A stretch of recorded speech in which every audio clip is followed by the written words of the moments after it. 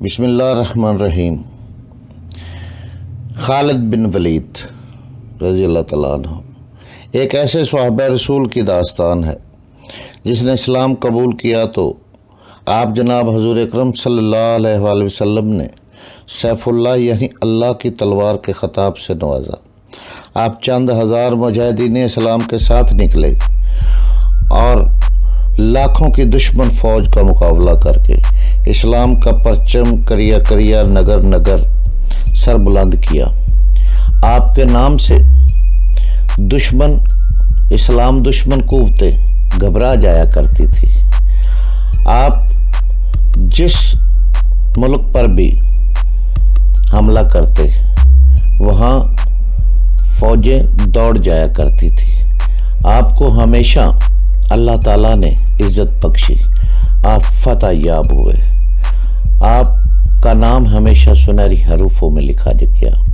تو آئے چلتے ہیں خالد بن ولید کی کہانی کی طرف۔ یہ ناول، یہ داستان ایک ایمان فروز ہے۔ تو آئے چلیں۔ خالد بن ولید رضی اللہ تعالیٰ عنہ، قسط نمبر 43۔ مسلمہ بن حبیب جو مسلمہ قذاب کے نام سے مشہور ہوا تھا، رات کو اپنے دربار میں بیٹھا ہوا۔ شراب کا دور چل رہا تھا۔ دربار میں اس کے قبیلے کے سرکردہ افراد بیٹھے ہوئے تھے۔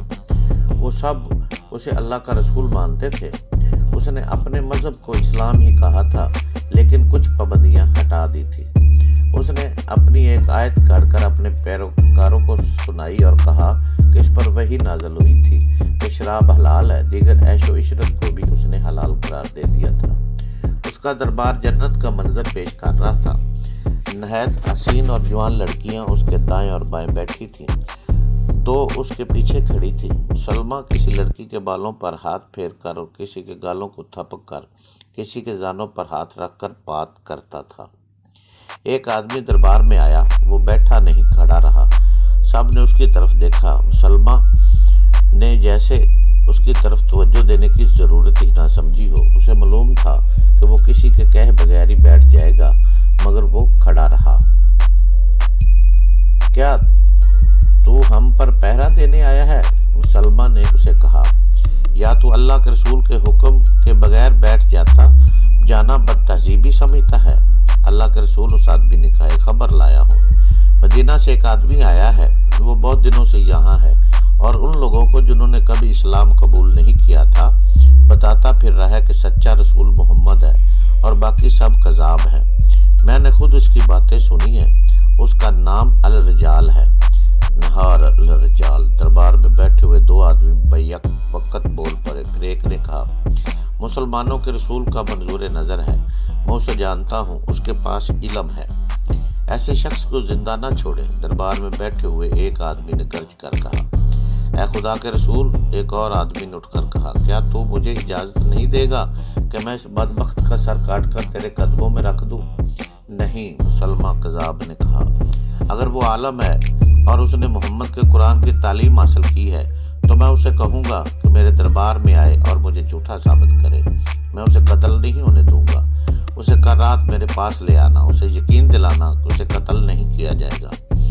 الرجال کو مسلمہ کے ایک آدمی نے کہا کہ اے اللہ کے رسول، مسلمہ بن حبیب نے اپنے ہاں مدعو کیا ہے، کیا وہ میرے قتل کا انتظام یہی نہیں کر سکتا تھا؟ الرجال نے کہا، میں اسے اللہ کا رسول نہیں مانتا، مجھ پہ لازم نہیں کہ میں اس کا حکم مانوں، وہ جہاں چاہے تمہیں قتل کرا سکتا ہے۔ مسلمہ کے ایلچی نے کہا، اس میں یہ طاقت بھی ہے کہ پھونک مارے تو تیرا جسم مردہ ہو جائے، لیکن وہ تجھے زندہ دیکھنا اور رخصت کرنا چاہتا ہے۔ مسلمانوں نے الرجال سے کہا کہ وہ اس کذاب کے ہاں نہ جائے، یہ میری زندگی اور موت کا سوال نہیں۔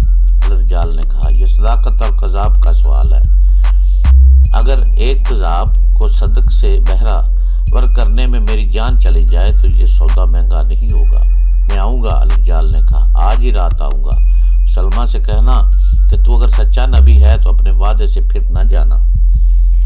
ایلچی نے مسلمہ کذاب کو الرجال کا جواب بتایا تو الرجال امامہ کے قلعے میں رہتا تھا۔ مشہور مورخ نے لکھا ہے کہ مسلمہ اپنے خاص مہمانوں کے لیے بڑا خوشنما خیمہ نصب کرایا کرتا تھا۔ جس کی ساخت مکان جیسی ہوتی تھی۔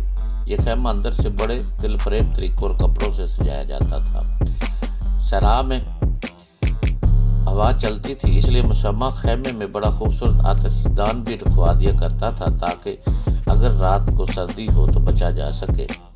آتش دان میں کوئی ایسی جڑی بوٹی رکھ دیا کرتا تھا جس کی خوشبو عطر کی طرح ہوتی تھی، لیکن یہ خوشبو اس پر آنے والے پر ایسا اثر کرتی تھی جیسے اس خیمے میں سونے والے کو ہیپنوٹائز کر لیا گیا ہو۔ مسلمہ کا شکار بے ہوش ہو جاتا تھا اور بے خبر ہو جاتا تھا۔ وہ مسلمہ کے اشاروں پر بھی ناچنے لگتا تھا۔ کچھ مسلمہ پر اس کا یہ اثر نہیں ہوتا تھا۔ مسلمہ قذاب کو جب اطلاع ملی کہ الرجال آ رہا ہے تو اس نے اپنا مخصوص خیمہ نصب کرایا اور اس میں وہ تمام انتظامات کرا دیے جو کرایا کرتا تھا۔ اس نے رات کے لیے آتش دان بھی رکھوا دیا۔ الرجال آیا تو مسلمہ نے باہر آ کر اس کا استقبال کیا۔ تم ایک رسول کے بھیجے ہوئے آدمی ہو، مسلمہ نے کہا۔ میں بھی رسول ہوں، اس لیے تمہارا احترام میرا فرض ہے۔ میں صرف اسے رسول مانتا ہوں جس نے مجھے یہاں بھیجا ہے، الرجال نے کہا، اور میں تمہیں یہ کہتے ہوئے نہیں ڈروں گا کہ تم کذاب ہو۔ مسلمہ مسکرایا اور الرجال کے خیمے میں لے گیا۔ تاریخ میں اس سوال کا جواب نہیں ملتا کہ خیمے میں مسلمہ اور الرجال کے درمیان کیا باتیں ہوئی، کیسی سودا بازی یا کیسا شعبدہ یا جادو تھا کہ الرجال جب اگلی صبح خیمے سے نکلا تو اس کے منہ سے پہلی بات یہ نکلی کہ اس میں کوئی شبہ نہیں کہ مسلمہ اللہ کا سچا رسول ہے اور اس پر وحی نازل ہوئی ہے۔ اس نے یہ بھی کہا کہ میں نے محمد کو یہ بھی کہتے سنا ہے کہ مسلمہ سچا نبی ہے۔ الرجال کی حیثیت صحابی کی تھی، اس لیے مسلمانوں نے اس پر اعتبار کیا۔ الرجال بنو حنیفہ سے تعلق رکھتا تھا۔ الرجال کا اعلان سن کر بنو حنیفہ کے لوگ چوک در چوک مسلمہ کو اللہ کا رسول مان کر اس کی بیعت کو آ گئے۔ مورخ لکھتے ہیں کہ مسلمہ نے یہ سوچ کر الرجال کو قتل نہیں کرایا تھا کہ وہ عالم ہے اور صحابی کا درجہ رکھتا ہے، اگر اسے ہاتھ میں لے لیا جائے تو بیعت کرنے والوں کی تعداد میں اضافہ ہو جائے گا۔ چنانچہ اس شخص کو ہاتھ میں لینے کے لیے آتش دان کا اور اپنی زبان کا جادو چلایا اور الرجال کو اپنا دست راست بنا لیا۔ الرجال نے مسلمہ کی جھوٹی نبوت میں روح پھونک دی۔ اکثر ماں باپ اپنے نوازدیدہ بچوں کو رسول کریم کے پاس لایا کرتے تھے اور آپ بچے کے سر پر ہاتھ پھیرا کرتے تھے۔ الرجال نے بھی مسلمہ قذاب کو مشورہ دیا کہ وہ بھی نوازدیدہ بچوں کے سروں پر ہاتھ پھیرا کرے۔ مسلمہ کو یہ بات اچھی لگی، اس نے کئی نوازدیدہ بچوں اور بچیوں کے سروں پر ہاتھ پھیرا۔ مورخوں نے لکھا ہے کہ یہ بچے سن بلوغت میں داخل ہوئے تو ان کے سروں کے بال اس طرح جھڑ گئے کہ کسی مرد یا عورت کے سر پر ایک بھی بال نہ رہا۔ اس وقت تک مسلمہ کو مرے ہوئے زمانہ گزر گیا تھا۔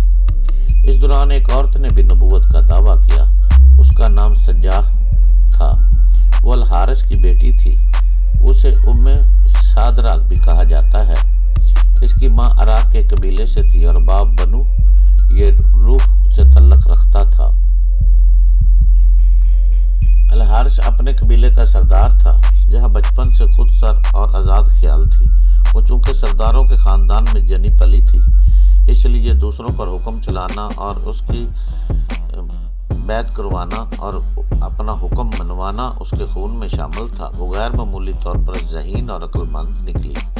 ایک دو مورخوں نے لکھا ہے کہ وہ غیب دان بھی تھی اور آنے والے حالات کو قبل از وقت جان لیتی تھی۔ اس کے متعلق اختلاف رائے بھی پایا جاتا ہے، لیکن یہ بات سب نے متفقہ طور پر کہی ہے کہ سجا قدرتی طور پر شاعرہ تھی، ہر بات منظوم کرتی تھی، اس کی زبان میں چاشنی تھی۔ اس کی ماں کا قبیلہ عیسائی تھا، اس لیے سجا نے بھی عیسائیت کو ہی پسند کیا تھا۔ سجا کے کانوں میں یہ خبریں پڑی کہ طلحہ اور مسیمہ نے نبوت کا دعویٰ کیا ہے، مسلمہ نے نبوت کا دعویٰ کیا اور لوگ ان کی بیعت کر رہے ہیں، تو اس نے بھی نبوت کا دعویٰ کر دیا۔ وہ جوان ہو چکی تھی، خدا نے اسے دیگر اوصاف کے علاوہ حسن بھی دیا تھا۔ اس کے سراپا اور چہرے پر ایسا تاثر تھا کہ لوگ محصور ہو کر اسے نبی مان لیتے تھے۔ بہت سے لوگ اس کی شاعری سے متاثر ہوئے۔ وہ صرف نبی بن کر کہیں بیٹھنا نہیں چاہتی تھی، اس نے اپنے پیروکاروں کی ایک فوج تیار کر لی اور بنی تمیم کے ہاں جا پہنچی۔ ان قبائل کے جو سردار تھے وہ رسول اکرم کے مقرر کیے ہوئے تھے۔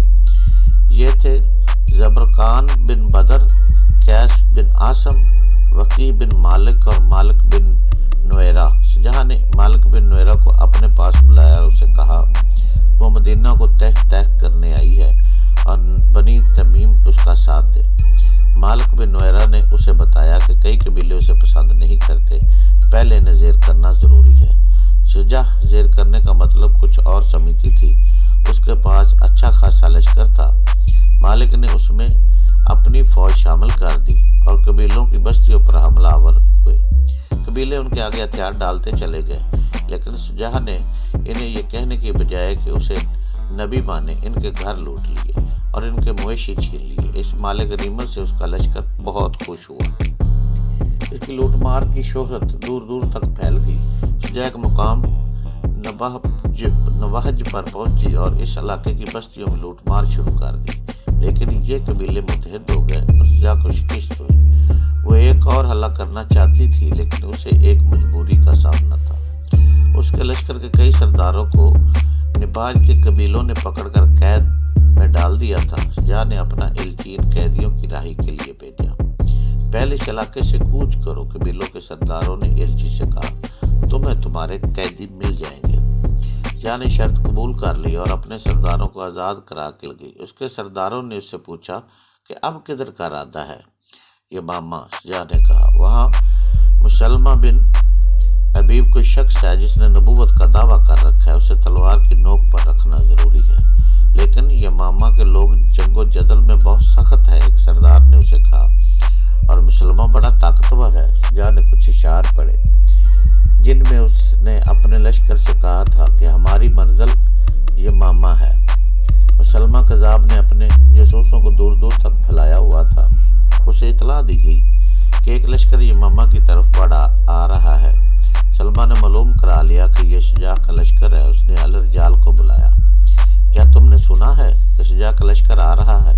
الرجال، مسلمہ نے کہا، لیکن میں اس سے لڑنا نہیں چاہتا۔ تم جانتے ہو کہ اس علاقے میں مسلمانوں کی فوج موجود ہے جس کا سپہ سالار اکرمہ ہے۔ کیا ہمارے لیے یہ بہترین نہیں شجاع اور اکرمہ کی ٹکر ہو جائے اور جب دونوں لشکر آپس میں الجھے ہوئے ہوں اس وقت ہم اس پر حملہ کر دیں؟ اگر ان کی ٹکر نہ ہوئی تو تم کیا کرو گے؟ الرجال نے کہا، پھر میں شجاع کے ساتھ دوستی کا معاہدہ کروں گا۔ مسلمہ نے کہا، صورت وہی پیدا ہو گئی۔ شجاع اور اکرمہ کی فوجیں ایک دوسرے سے بے خبر رہیں اور شجاع اور یمامہ کے بالکل قریب آ گئی۔ مسلمہ نے اپنا ایک ایلچی شجاع کے پاس اس پیغام کے ساتھ بھیجا کہ شجاع اسے ملنے اس کے پاس آئے تاکہ دوستی کا معاہدہ کیا جا سکے۔ شجاع نے جواب دیا کہ وہ آ رہی ہے، لیکن مسلمہ کو قبل از وقت اطلاع مل گئی کہ شجاع اپنے لشکروں کو ساتھ لے کر آ رہی ہے۔ اس نے شجاع کو پیغام بھیجا کہ لشکر کو ساتھ لانے سے میں سمجھوں گا کہ تم دوستی کی نیت سے نہیں آ رہی۔ زیادہ سے زیادہ یہ کر سکتی ہو کہ اپنے چند ایک محافظ ساتھ لے کر آ جاؤ۔ یا رسول، مسلمہ کے ایک درباری نے اسے کہا، سنا ہے شجاع کا لشکر اتنا بڑا ہے کہ امامہ کی وہ اینٹ سے اینٹ بجا دے گا، اور یہ بھی سنا ہے کہ ایک اور نے کہا کہ وہ قتل و غارت اور لوٹ مار کر کے آگے چلی جاتی ہے، اس سے وہی محفوظ ہے جو اس کی نبوت کو تسلیم کر لیتا ہے۔ کیا تم مجھے ڈرا رہے ہو؟ مسلمان نے پوچھا، کیا تم یہ مشورہ دینا چاہتے ہو کہ میں اپنی نبوت سے دستبردار ہو کر اس کی نبوت کو تسلیم کر لوں؟ نہیں اللہ کے رسول، اسے جواب ملا، ہمارا مطلب احتیاط سے ہے، وہ کوئی اپنا ہاتھ نہ دکھا جائے۔ مسلمان نے کہکا لگایا اور بولا، تم شاید میری صورت دیکھ کر یہ مشورہ دے رہے ہو۔ کیا تم مجھے کوئی عورت دکھا سکتے ہو جو میرے پاس آئی ہو اور میری گرویدہ نہ ہو گئی ہو؟ شجاع کو آنے دو، وہ بھی آئے گی، جائے گی نہیں، اور وہ بھی زندہ بھی رہے گی۔ وہ آ گئی اور وہ لشکر کے بغیر آئی۔ امامہ کے لوگوں نے اسے دیکھا اور آوازیں سنائی دی۔ اتنی خوبصورت اور اتنی طرح دار عورت پہلے کبھی نہیں دیکھی تھی۔ اگر نبوت حسن پر ملتی ہے تو اس عورت کو نبوت مل سکتی ہے۔ اس کے ساتھ 40 محافظ تھے جو اعلیٰ نسل کے گھوڑوں پر سوار تھے۔ ایک سے ایک خوبصورت جوان تھا، کمر سے تلواریں لٹک رہی تھیں اور ان کے ہاتھوں میں برچیاں تھیں۔ جب قلعے کے دروازے پر پہنچی تو دروازہ بند تھا۔ اسے دیکھ کر بھی کسی نے دروازہ نہ کھولا۔ کیا ایسا آدمی خدا کا رسول ہو سکتا ہے جو مہمان کو بلا کر دروازہ بند رکھتا ہے؟ شجاع نے بلند آواز سے کہا، کیا وہ نہیں جانتا کہ وہ اس عورت کی توہین کر رہا ہے جسے خدا نے نبوت عطا کی ہے۔ معزز مہمان قلعے کے اوپر سے آواز آئی، تم پر سلامتی ہو، ہمارے رسول نے کہا ہے کہ کچھ محافظ باہر رہے اور مہمان اندر آ جائے۔ دروازہ کھول دو، شجاع نے دلیری سے کہا اور اپنے محافظوں سے کہا تم سب قلعے سے دور چلے جاؤ۔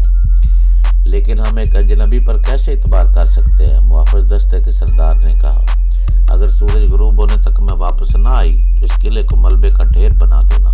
شجاع نے کہا اور اس شہر کے ایک بچے کو بھی زندہ نہ چھوڑنا۔ میری لاش کو مسلمہ اور اس کے خاندان کے خون سے نہلا کر یہیں دفن کر دینا، لیکن مجھے یقین ہے کہ میں قلعے سے کچھ لے کر نکلوں گی۔ محافظ چلے گئے اور دروازہ کھل گیا، مگر اس کے استقبال کے لیے مسلمہ موجود نہیں تھا۔ اس کے حکم کے مطابق دروازے پر کھڑے دو گھڑ سوار اسے قلعے کے سین میں لے گئے، جہاں ایک چکور خیمہ نصب تھا۔ اس کے ارد گرد درخت اور پودے تھے اور نیچے گھاس تھی۔ شجاع کو خیمے میں داخل کر دیا گیا۔ اندر کی سجاوٹ نے اسے محصور کر دیا، مگر مسلمہ وہاں نہیں تھا۔ وہ بیٹھ گئی۔ تھوڑی دیر بعد مسلمہ خیمے میں داخل ہوا۔ شجاع نے اسے دیکھا تو اس کے ہونٹوں پر مسکراہٹ آ گئی۔ اس مسکراہٹ میں تمسخر تھا۔ شجاع نے اتنا بدصورت آدمی کبھی نہیں دیکھا تھا۔ اتنے چھوٹے قد کا آدمی شاذ و نادر ہی کبھی نظر آیا تھا۔